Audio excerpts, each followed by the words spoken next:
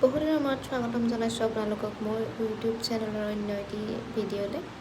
আৰু আজি বনাবলৈ লৈছোঁ হাঁহৰ মাংস। যিহেতু হাঁহৰ মাংস অতি প্ৰিয়, গতিকে গৰম ঠাণ্ডা বুলি কথা নাই। তথাপি ঠাণ্ডা পৰিছে বাৰু, হাঁহৰ মাংস খাব পৰা বতৰ হৈছে। তো তাৰ বাবে আয়োজন কৰিলোঁ। আৰু মাংসখিনি মেৰিনেট কৰি ৰাখিছিলোঁ 2 ঘণ্টামান আগত। ৰেড চিলি পাউডাৰ, হালধি, নিমখ আৰু মিঠাতেল দি মেৰিনেশ্যনটো কৰিছিলোঁ। বাকী একো দিয়া নাই তাত। মই পেকেটৰ মছলা বিশেষকৈ ব্যৱহাৰ নকৰোঁ। আৰু মাংস বনাওঁতে মই আদা, নহৰু, পিঁয়াজক বাদ দি তেলত দিছিলোঁ লং, ইলাচি, দালচেনি আৰু অকণমান কাশ্মীৰী ৰেড চিলি পাউডাৰ ব্যৱহাৰ কৰিছোঁ। বাছ মছলা সেইখিনিয়ে, বাকী আৰু একো পেকেটৰ মছলা মই মাংসত ব্যৱহাৰ নকৰোঁ। বাকী এনেকৈয়ে ভাজি থাকিলে এনেকৈয়ে ভাল লাগে। আৰু খাই ভাল পোৱাসকলে জানে হাঁহৰ মাংসৰ সমান টেষ্টি মাংসই নাই। গতিকে বনাই আছোঁ।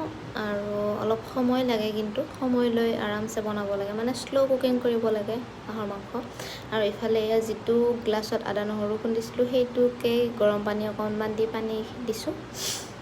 মানে বেছিও নহয়, কেৱল মছলাখিনি যাতে অকণমান মৰহি যায়, সেইটোৰ বাবে এনেকৈ অলপ অলপ পানী দিছোঁ। বাকী দেখি কেনেকুৱা লাগিছে বাৰু, টেষ্টি হোৱা যেন লাগিছেনে? টেষ্টি হৈছিলে অৱশ্যে।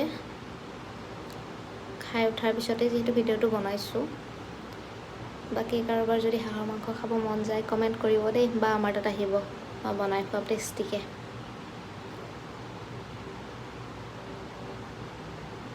বাকী ফাইনেল পানী দি দিলোঁ।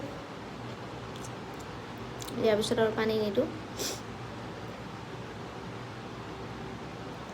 খাব কিন্তু সঁচাকৈ টেষ্টি হৈছিলে। মই এনেই মোৰ নিজৰ তাৰিফ কৰা নাই। মানে যেতিয়া মাংসখিনি ভালকৈ ভজা যাব বা একুৰেট টাইমত পানী দিয়া যাব, এনেও টেষ্টি হয়। বাকী খাই লৈ কৈ আছোঁ দেই।